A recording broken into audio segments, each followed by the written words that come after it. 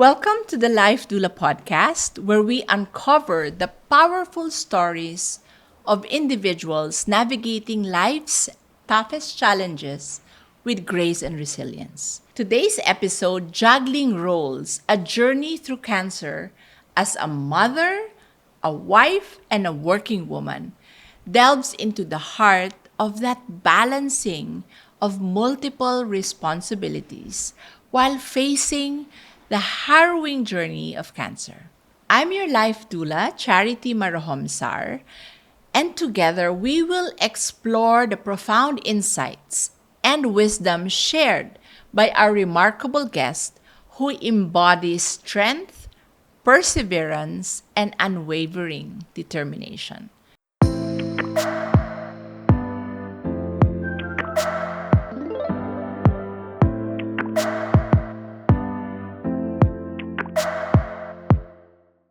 Our guest for today's episode reminds me of how I was when I was journeying with cancer.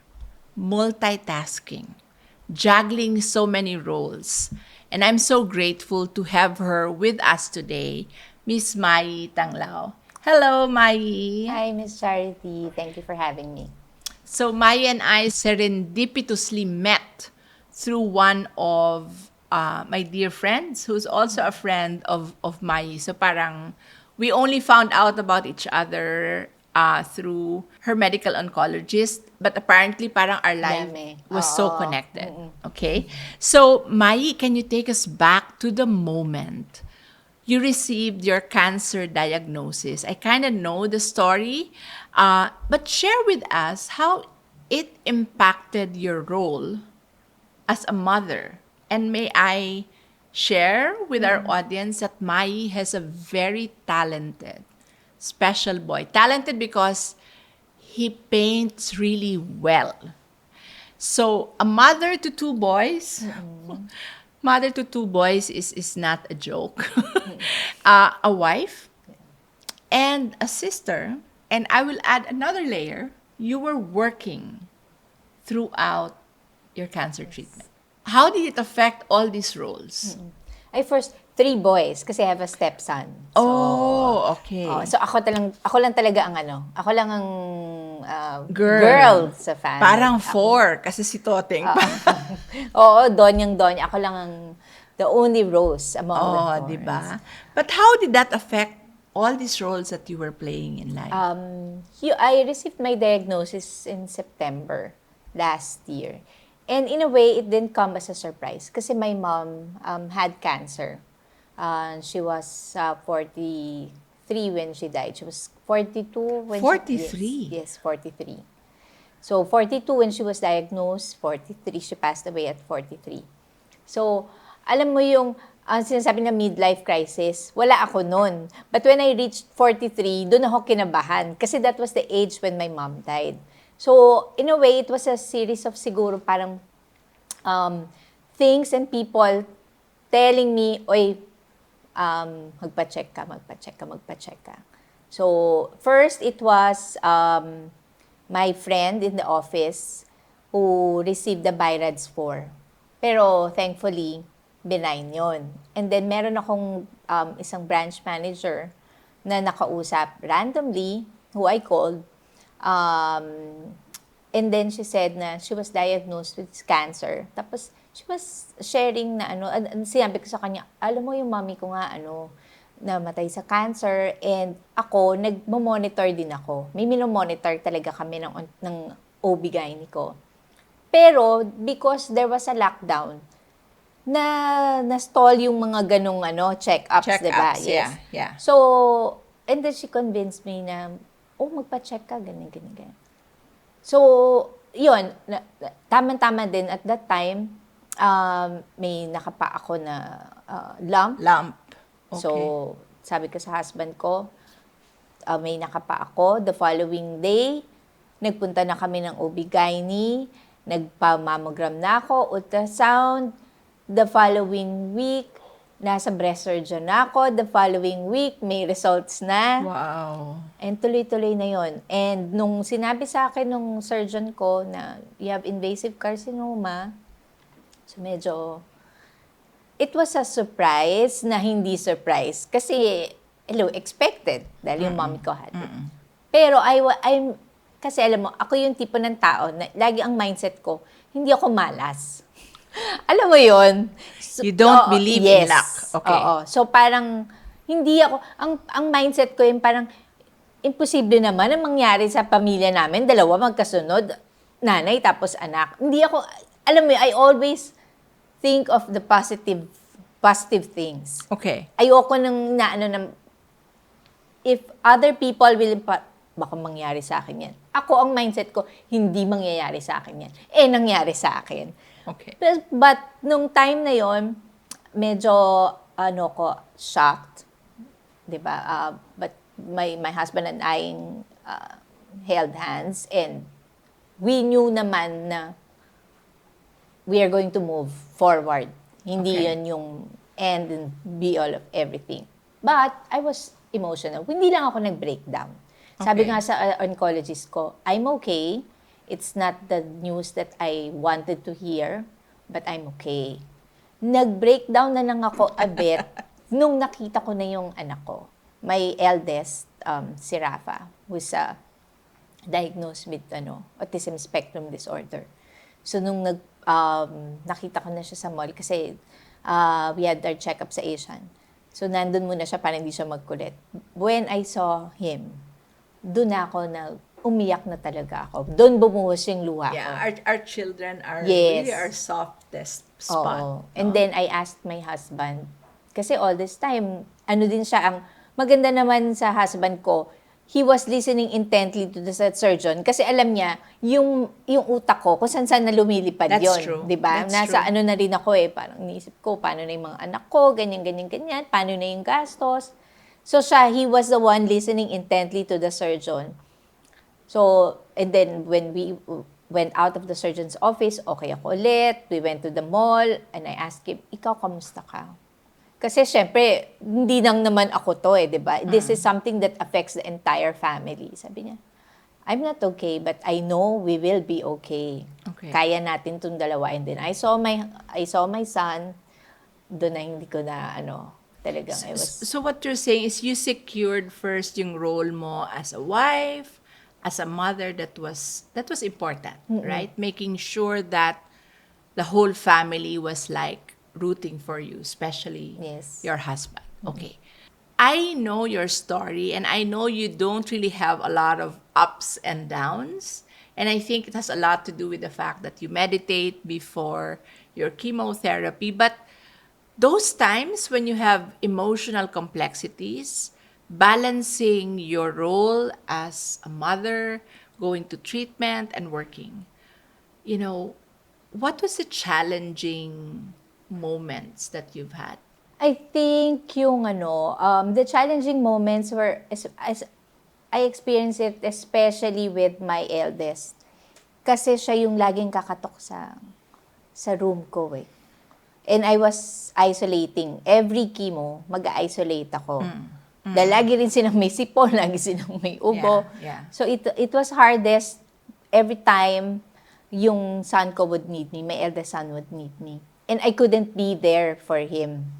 And hearing him, because he has, or he's in the spectrum, nagtatantrum siya. Okay. Hindi tantrums, meltdown. Yung talagang nagwawala siya. And it was so hard for me because it's not just I couldn't be there for him, but because lahat ng responsibility, yung stress, nakapasan lahat yun sa asawa ko. Yeah.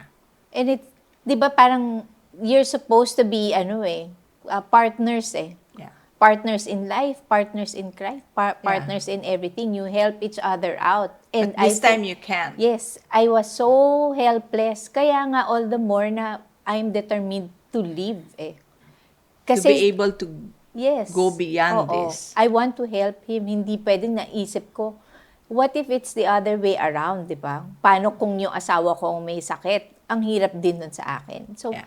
I think that's one thing na when I remember nung first visit namin with my oncologist, si Dr. Alex, tinanong siya ni Doc Alex, how do you feel? Or what are you thinking in itong sitwasyon na to? And sinabi niya na, nobody has asked him, like, except sa akin na, paano naman ako? Ako yung maiiwan eh. So, ako yun din yung mindset ko. Ayokong iwan to kasi mahihirapan siya. So, yun yung struggles ko with my diagnosis, especially during yung treatment ko. It's being so helpless. As a mother. Yes, putting all the burden, in a way, burden sa husband ko. Let me just mark that, or like put a pin on that when you're undergoing treatment and you are juggling so many roles, it's okay for you to take care of yourself first. You just need to structure the support, and in this case, Toteng was very supportive. So it's okay for you to step back and prioritize yourself, right? Mayie, what strategies did you find most effective in maintaining a sense of normalcy for your family and your work life during your cancer journey? Because you were working the whole time, right? Let me put it this way. In terms of yung family ko, dahil nga yung mom ko had cancer. And it was so traumatic for me. Matanda na ako noon eh. High school na ako noon at that time. Gusto kong ibahin siya. Okay. So I wanted to be, if not less traumatic, not so traumatic at all for my family. Okay. So like yung, kunyari, yung treatment, diba? Yung chemo treatment. I'm going to lose my hair. So, even yung friend ko, sinabi pa lang sa akin, you have to prepare the kids na magpagupit ka muna na maikli. So, and I was very open to them. Mommy has cancer, and it's not something na it's at a death sentence. Mommy will not die. It just means mommy is sick, and mommy has to get well.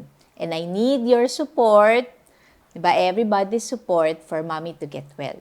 Okay. Mommy's going to lose her hair kasi magki-chemotherapy si mommy, and that means if I lose my hair, that means the chemo is working. The drug is working. So, nung di ba sabi mo sa akin, magpa-shave na ako ng hair bago pa malagas. That's what I did. So, sinurprise namin yung mga anak ko. Na look, who's going to, who wants to remove mommy's bandana first? So, yung So you really made it fun. Yes. In a way. And I want to underline what you just did. You communicated with your family what you're going to go through. So, for those who are listening, who are watching us, it's okay to divulge information, maybe not at a very granular level, but keep them informed. That's what you did, right? What about at work? Were you open to office mates and teammates about what you were going through? Yes, I was very open. Kasi even before naman ang diagnosis ko, they knew I had a lump. Sinabi ko na sa kanila na I gave them a heads up na whether or not this is benign or malignant, I will have it removed. So I would have to go on medical leave. Okay. So I think kasi parang timing din, gusto ko talaga ng pause sa trabaho. Okay. So but I was very open to them yung diagnosis ko because well, I need prayers. I need the support, and may mga maiiwanan akong trabaho, so they need to be prepared for that as well. So would you advise that to women or men who are going through their cancer treatment? Would you advise them to be open to teammates and office mates? Yes, oo, kasi alam mo, we need all the help that we can get. We need all the support that we can get. And it's not something that you should be ashamed of, 'di ba? And prayer really works eh. Alam mo, sa tingin ko nga na sinasabi niya na, you're so strong, Mayie, you're so strong. Hindi, kaya nga ako nagsasabi sa mga tao eh, because I don't think I'm that strong.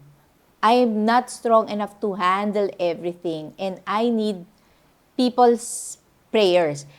If I may just add, may isa lang akong bagay na hindi ako open about. I'm not open about my cancer stage. Okay. And why? Kasi, feeling ko it's insulting. I don't know with other people. But, kunyari, tinanong kita, kunyari nalaman mo may cancer ako. Sasabihin ko sa'yo, anong stage? Pag sinabi ko na stage 0, stage 1, or whatever, yung mga early stage cancer, ay, okay yan, ano pa yan, maasosolusyonan pa yan. Paano ko sabihin ko sa yung stage 4? Ano sasabihin mo sa akin? You will feel bad about me.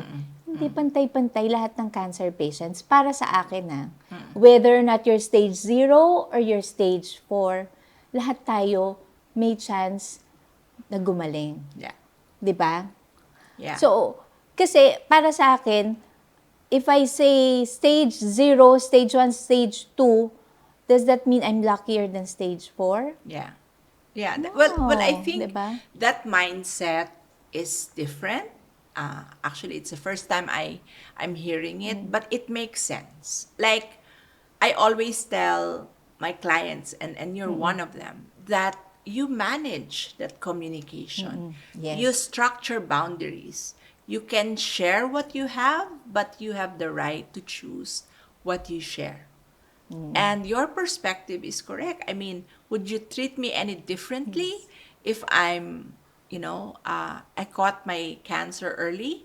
Or will you treat me differently because my cancer is advanced? Right? So I think, again, it's a preference. And that's how you preferred it. And I caught something when you said, I share it with my office mates because I need prayers.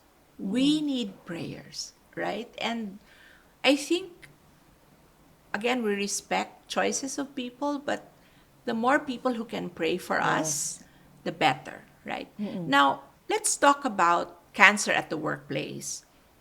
Was there a structured support system, or you had like a couple of friends in your inner circle who knew more about what you were going through? Yeah, oo, meron. And talagang nakatulong talaga sila sa akin.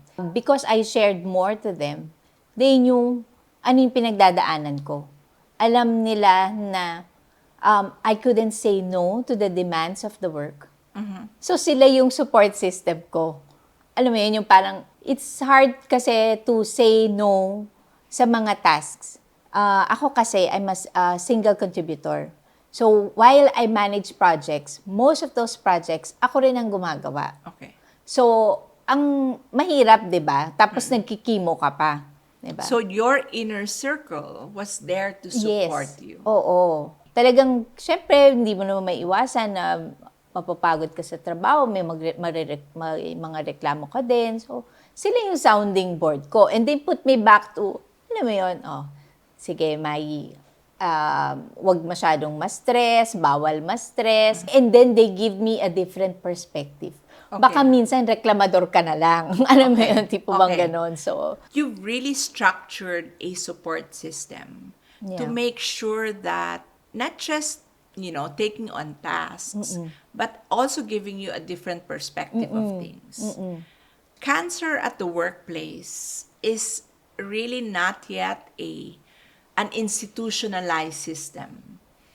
And I myself saw a lot of gaps.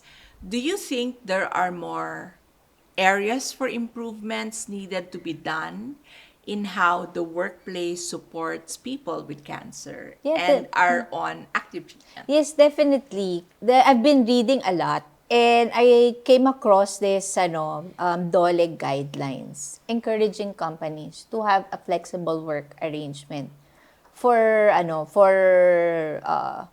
people, employees who are sick, like or who have cancer. Na syempre, 'di ba, pagka nagkikimo ka nga kasi, 'di ba, may downtime ka, 'di ba? And then pag nag-radiation ka naman, everyday naman 'yon.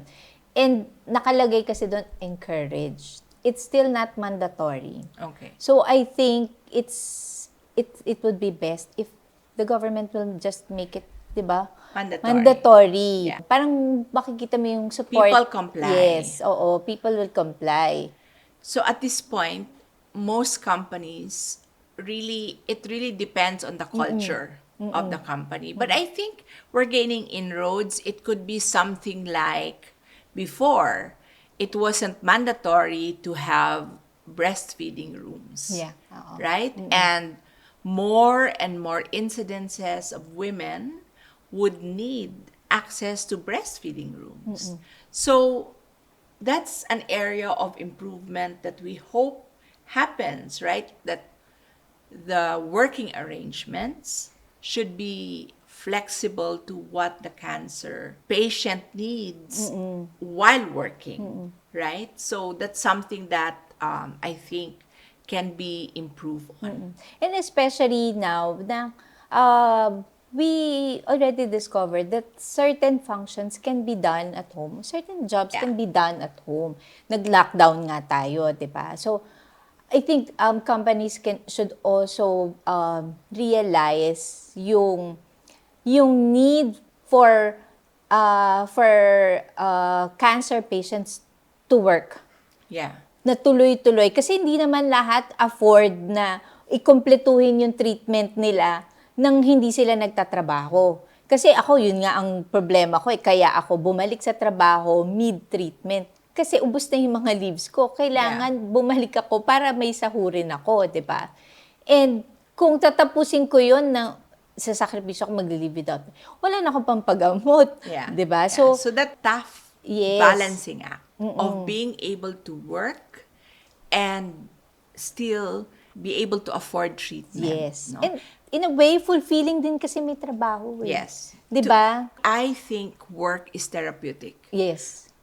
It allows you to not overthink and dwell too much on your cancer, right? But having that flexibility of being able to step back and work from home, which we all know after the pandemic is effective, is something that I think we need to keep on pushing. Now, Mayie, were there any specific self-care practices or routines that proved crucial in sustaining your well-being throughout this whole cancer experience? I know you're an extrovert. So what self-care practice do you do to be able to just have that balance while you were undergoing? Well, number one is keeping a positive mindset. And I'm not saying that I'm positive all the time. Yeah. May mga times talaga din na nagsa-second guess ako. May mga times na anxious ako, praning Overthink. ako. Yes, I overthink. Meron akong maramdaman, oh my God, umaandar na yung utak. That's why it's very important to have yung support group mo. The closest friends that you have, quality friends, alam mo yun, family. And I'm very lucky to have them. I'm very, yung mga friends that I keep, yung best friend ko pa from elementary, yung best friends ko pa from high school, college, mga workmates ko na talagang throughout the years, lahat ng mga office mates ko from even yung way back na talagang I keep as parang core support group ko, nandun sila. And of course, my husband, my kids, 'di ba? It's very important to keep that nandun sila so that you'll have a positive mindset. Plus, the things that you're really supposed to do, na kahit wala ka namang cancer, dapat ginagawa mo eh. Exercise. 'Di ba? It's self-care, 'di ba? Exercise, you watch out for what you eat, 'di ba? I know Toteng went into microgreens Yes, also. nagma-microgreens. Yun nga nakakatawa nga yung husband ko. Parang wala kaming downtime nung nalaman namin na may cancer ako. Sabi ko lang sa kanya, give me 2 days na mag-iiyak ako. And then pagkatapos nito, game face on. Tapos siya, habang ako'y umiiyak-iyak pa ng first night na kaming dalawa nung nalaman ko na may cancer ako, siya kung ano nire-research niya. So, he was able to research on microgreens, na yung microgreens, yun sila yung madami yung nutrients. So, nag-microgreen siya. Yun ang ginagawa namin. Habang pagtapos ko na mag-chemo, siguro mga after 2 weeks, pwede na akong kumain ng raw. Ayan, nag-micrograde siya ng broccoli, ng dun peas, ng... Yeah, I see it Diba? in your post. But I'm capturing what you're saying is maintaining social connection. Yes. That's, I think, one of the things that you did very intentionally. Yes. Keeping in touch with friends, Yes. going out with friends, of course, with the right safety precautions. And I just want to say to our audience, social connection is way up there in terms of really healing cancer patients. So if we tend to isolate ourselves, of course, sabi mo nga, give me 2 days to just, sulk and mope, but let's stay connected with our friends. I mean, if you don't feel safe, do it on Zoom. Right? I know you meet your friends on Yes. Zoom when you're undergoing treatment. So social connection is way up there. There was one Christmas that I was with my high school friends. Kasi yung isang friend ko, umuwi from US. And I told them, na-update ko naman kayo ko sa cancer ko sa chat, pero pagdating doon, I don't want to talk about my cancer. That's good. Sabi ko, hindi tayo mag-uusap ng cancer, ha? I think that's important. Yeah. That you curate your communication topics and you're able to say, can we not talk Yes. about my Yes. cancer? Because before cancer, we have other things to talk about, right? Now, Mayie, in what ways did your battle with cancer reshape your perspectives on balancing priorities and finding meaning in everyday moments? This one is kind of ironic. Kasi, di ba, because diagnosed ka with cancer, iniisip mo, YOLO. You only live once. YOLO. Diba? Oo. So, lahat gagawin mo. Diba? Seize the moment. Ganyan. Iba sa akin eh. Hindi ko rin nga maintindihan eh. But sa akin, all the more that I see the future. Mas nakikita ko noong before ng diagnosis ko, parang napakamayupik ng view ko. Hindi ko nga makita na-imagine yung anak ko ng high school. Hindi ko siya makita ng college. Hindi Ngayon kaya ko influence nakikita. sa'yo ng oncologist Pwede. mo? Pwede. Oo. Itago natin sa pangalang. Alex Delgado. Pero 'di ba para kasi sa akin bukod sa you really appreciate the mundane things. You really appreciate the things that you didn't appreciate before. Sinasabi ko sa Miss Charity, the day na na-diagnose ako ng cancer, nagda-drive lang kami ng asawa ko, nakita ko yung blue skies, and I said, this is the most amazing thing na nakita ko. Na hindi mo nakikita araw-araw before o nung may sakit ka. Or, ang ganda. I think cancer does that. Yeah, oo. It allows us to just realign things. And all of a sudden, the things that we take for granted, like being able to drink, Yes. going to the bathroom on your own, being able to dress up, these are already big moments for us.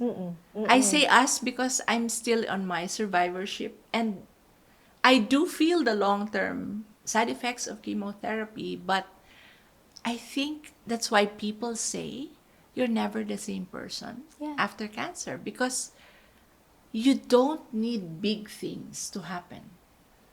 That we are awake every day Yes. is something we are grateful for. Yes.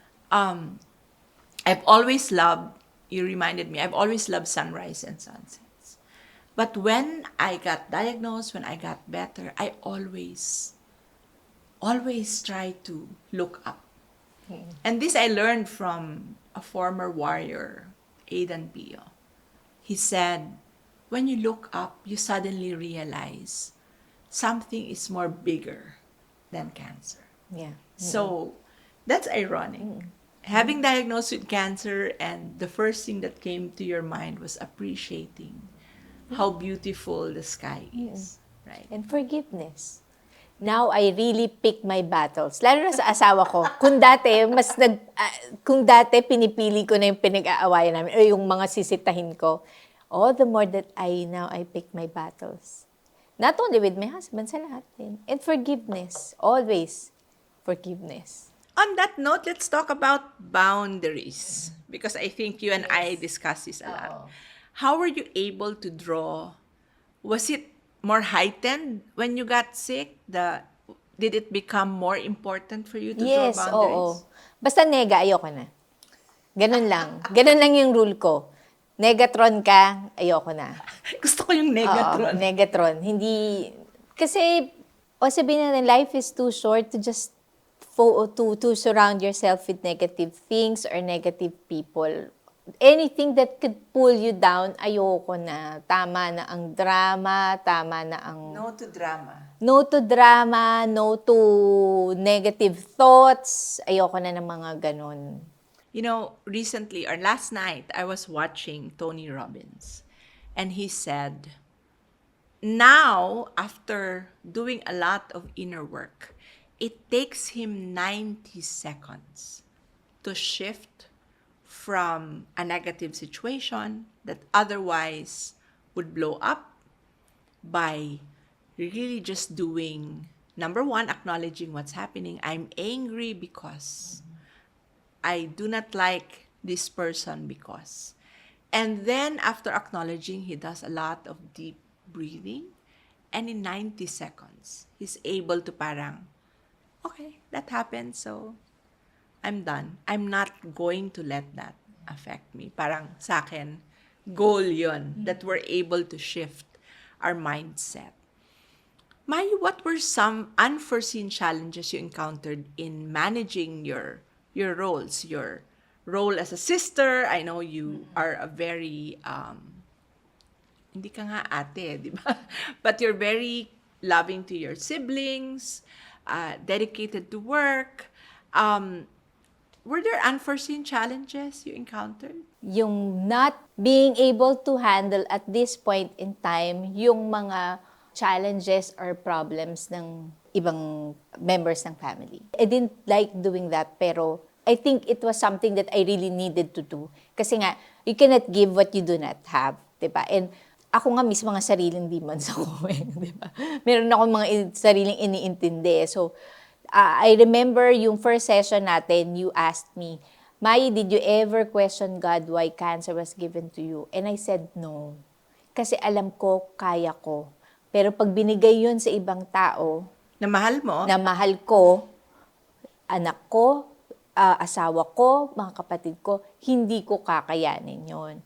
So the thought na hindi lang ako yung may sakit, parang na-overwhelm na ako. So I really wanted yung positive mindset ko for me to stick to it. And madederail ako kapag meron ako ibang problemang iniintindi. How do you draw boundaries now at work? Well, it was a struggle. Kasi, you know that it comes with the job, yung stress, di ba? Yes. So talagang, para sa akin, struggle talaga yung drawing boundaries at work because, number one, yun nga sinabi ko kanina, I'm a single contributor. Yeah. So, parang walang ibang gagawa. Pag iniutusan mo yung sarili mo. Oo. Ay, gano'n. Naisip mo, gagawin mo, gano'n. And even though I merong tumutulong din sa akin, pero syempre yung bulk ng trabaho, nasa iyo pa rin, di ba? And the responsibility, nasa iyo pa rin. Problem sa akin yung saying no. Okay. Ganon. Yung parang, Mayie, kailangan ganito, kailangan mangyari to. Okay. Ganon. Okay, gagawa ng paraan. But having cancer and learning how to draw boundaries allowed you to be able to say no at work? Unti-unti. Lalo na Na-feel ko yung oo. disclaimer niya, unti-unti. Hindi right away. Kasi nga, yun nga, sasabi ko, it's yung nature ko na ang to find ways to help. So, nahihirapan ako. Plus, meron ako, I don't know with others, pero feeling ko, ako meron akong, at the back of my mind, meron akong na, baka may masabi ng ibang tao na, nagka-cancer lang yan. O hindi, pumalpak yan. Oy, umalis yan kasi nga hindi na niya nakaya, ganyan. And, let's face it, Miss Charity, people say good things to people who die. Hindi pa naman ako patay, di ba? Hindi pa naman din ako mamatay. So, may kapasidad pa na may sabihing, di ba? Maybe I'm just being paranoid. Maybe it's something na hindi naman totoo. Pero that's how I think eh. Yeah. And I wanted to really be careful. Ayoko nang may naririnig. And I think it goes with how you really work as a person, right? On a final note, what 2 or 3 advice would you give to those who are undergoing treatment but who needs to work? What advice will you give them to make it work, that you are undergoing treatment and that you are working and that you're also a mom? First is to have the positive mindset muna. That everything will work out just fine. Number 2 is, this one, I just learned and ito na-apply ko na siya finally. Your first obligation is to yourself. Your first obligation is to yourself. Yes. Sorry ang iba, pero ikaw muna, bago ang iba. When you have cancer, your first goal is to survive. Yes. Yes, totoo yan. And everyone else becomes second. Yes. Right? At least for the time being that you are undergoing treatment. And parang feeling ko, even beyond lalo na sa work, you're replaceable. Pero you're not replaceable at home. So sabi nga nung kaninang yung friend ko, sabi niya, hindi naman silang iiyak pag nawala ako. But while you're at work, you give your all, right? But when you go home, yes, that's parang, when you cut. Correct. May ganun din ako na pag nasa bahay ako, although Trabaho ka pa rin. ngayon lang kasi may tinatapos ako, pero dati talaga inuuwi ko yung trabaho. Ngayon hindi na. Magka-cut off ka na. Pag nasa bahay ka. Pag nasa opisina ka. So again, boundaries. Boundaries, For oo. those of you cancer patients who are working, I think that's what Mayie is saying. Decision to be able to work because you need it, you still need to draw boundaries. And listen to your body, Pag hindi na kaya ng katawan mo, tigil ka na. Galing mo, Kunyari lang. She's been working with me, and so I have seen her progress in terms of being able to draw boundaries. And I like what you said. Prioritize yourself during treatment and beyond. It becomes now a self-care and a self-love process. Okay, so as we conclude this episode of the Life Doula Podcast, I cannot thank Mayie Tanglao enough. We've had a privilege of journeying alongside an incredible individual who embodied resilience, courage, and the art of juggling roles amidst life's most trying circumstances. From her story, we've learned the importance of authenticity in communication, the power of self-care in sustaining well-being, and the profound impact of a strong support system at home and at work in times when you need them. Remember, in the chaos of life's challenges, there is strength to be found in vulnerability, connection, and the unwavering spirit of perseverance. Thank you for joining us on this insightful exploration, and until next time, may you find balance, grace, and resilience in every role you embody.